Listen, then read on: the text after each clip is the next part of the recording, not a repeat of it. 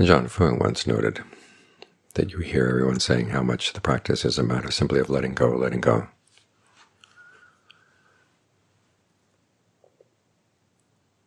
He said, but that's not the case. There's also a developing. At the time, I was brand new to the practice. I didn't know much about what other people were saying about it. But the more I see, the more I practice myself, the more I realize how important his teaching is. Before you let go, you have to have something good to hold on to.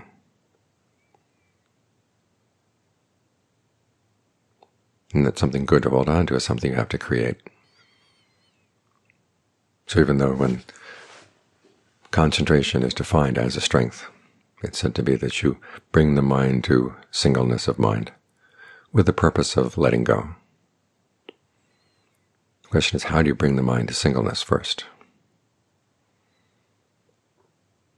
The Buddha is warning us that the purpose of concentration is not to build up powers. I mean, they do happen to some people. They don't happen to others. And if you make your purpose building up certain powers as you get the mind concentrated, if the mind is not already well settled, well established, in other words, it hasn't cleared out its home, cleared out the closets, gaining extra powers can be dangerous. We have to keep reminding ourselves we are doing this to let go. We're trying to create a place in the mind where we can let go of other things. But first we have to create it. The work here is directed thought and evaluation. It's how we talk to ourselves. And what do we talk to ourselves about? The formula says that we put aside all thoughts of sensuality, all concerns about the sensual pleasures today, the sensual pleasures tomorrow. We're going to focus on three things. The themes of right concentration, are the frames of reference in establishing mindfulness. And the three big ones you're going to be focused on right away will be body, feelings, mind. The body, of course, is how you experience it right now, and how you experience it is going to come through the breath. So what you're evaluating is this a good breath to settle down with? If I keep on breathing in this way, is it going to be a good place to be? If you're not sure, you can experiment. Long breathing, short breathing, fast, slow, heavy, light. Whole body breathing. Whole body breathing is important. That's where you're headed. So it's good to think of the breath energies flowing throughout the body. You do nourish the body in this way. I have a student who has compromised lung function, and she has to wear an oxygen monitor all the time. And she began to notice that when she was meditating and she looked down at the monitor, that when she was doing whole body breathing, the oxygen level went up.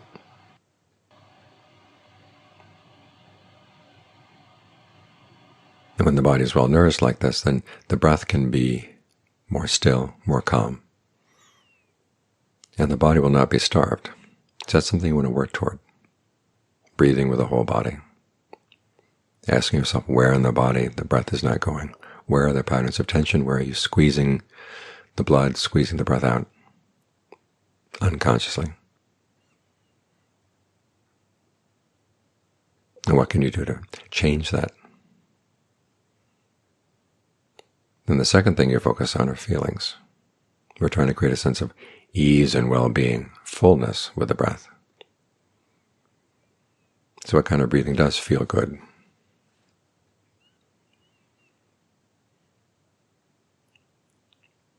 Focus where the breath feels most prominent. Try to choose a spot in the body that is sensitive to the breath energy. And ask yourself, what kind of breathing would satisfy that spot?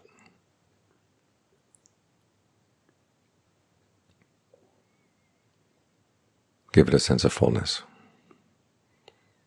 Then when it's full, can you think of it seeping out through the rest of the body?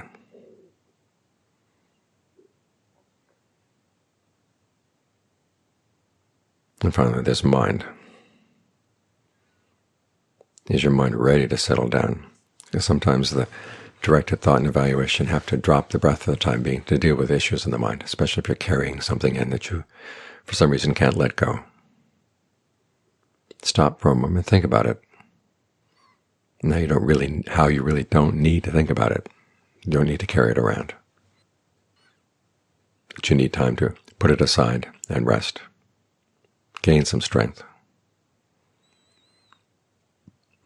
Whatever way you have thinking about it, that helps you let it go. If it's an issue of lust, ask yourself, what would I gain by satisfying my lustful fantasies? What would I lose? And what is there that I'm lusting after anyhow? This is why the analysis of the body into its various parts is a very useful meditation to have at hand.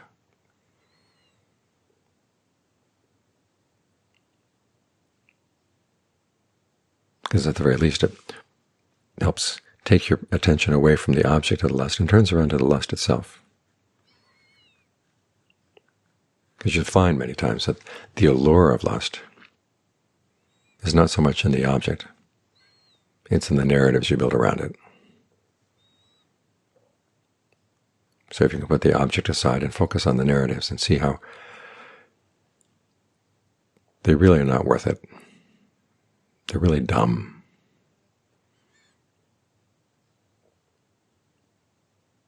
When you can see that, then it's easier to put them aside. And then you get back to the breath. The same goes for anger that you're carrying around. Is it worth carrying around? Well, so-and-so did this, and it really was bad. Well, it doesn't really matter. And do you need to carry that around right now?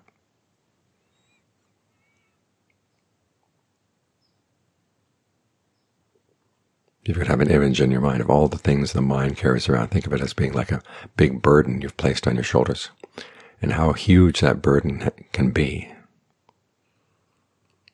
Now, if you saw somebody carrying a load like that around, you'd feel really sorry for them. Well, why do you carry it around? There's nobody forcing you. You can put it down. Part of the mind will complain about putting it down, but look into that part of the mind that's complaining about putting it down. It's not right. I won't get back at that person. Justice won't be done. Justice is rarely done in the world. Once one person's idea of justice has been carried out, the other people don't like it, and they're going to come back.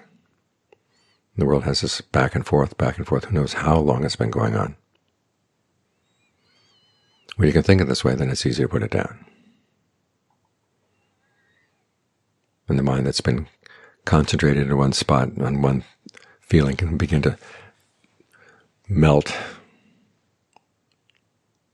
loosen up its hardness, melt into the body, melt into that sense of ease. And then you can have all three things together: body, i.e. the breath, feelings, and mind, occupying all the same space, spread out through the body. And then once you have that, then you maintain it. This is where you have to talk to yourself in a new way. Thoughts will come up. Well, here's a good chance to think about X. Here's a good chance to think about Y. You've cleared the decks. No. You want this to be a spot where nothing else matters right now. Just maintaining the state of mind.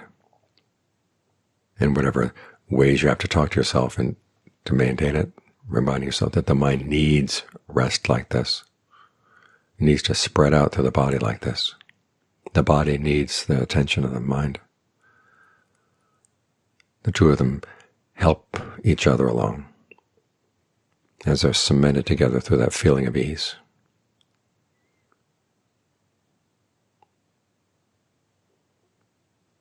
Keep talking to yourself like this until you don't need to talk to yourself anymore. The message has gotten through. At the moment, nothing else matters. There's just this. And a great sense of ease comes when you can put that chatter, even the chatter that leads to concentration, you put that chatter aside. And just be right here. And if any other thoughts come nibbling away, you just say, nope,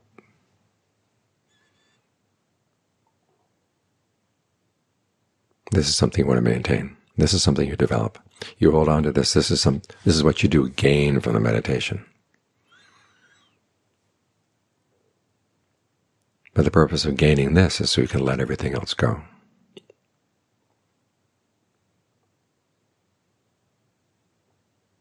So try to create this spot in the mind where nothing else matters. It can be your refuge. It's your strength. It's the nourishment the mind needs.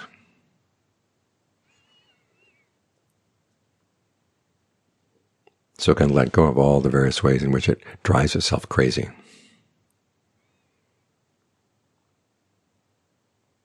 Whatever anxieties there may be about the future,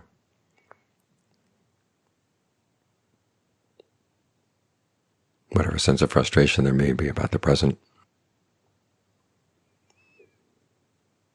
they're going to eat away the mind unless you have this sense of nourishment.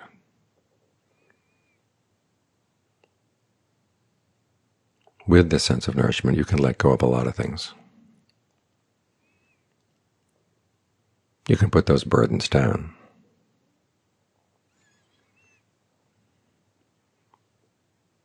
So this is what you develop for the sake of letting go. And the stronger the sense that nothing else matters right now, the more nourishment you'll be able to find. So that when you have to get out and deal with the world,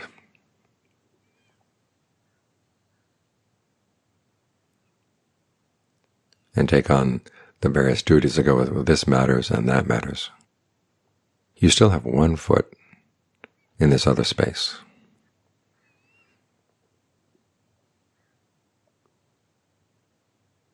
So that when other things do matter, you have the strength to deal with them properly.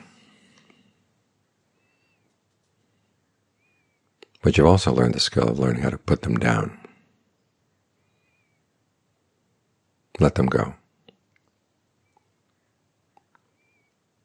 So even though there are burdens that you sometimes have to carry in the world, you don't have to be bent over all the time.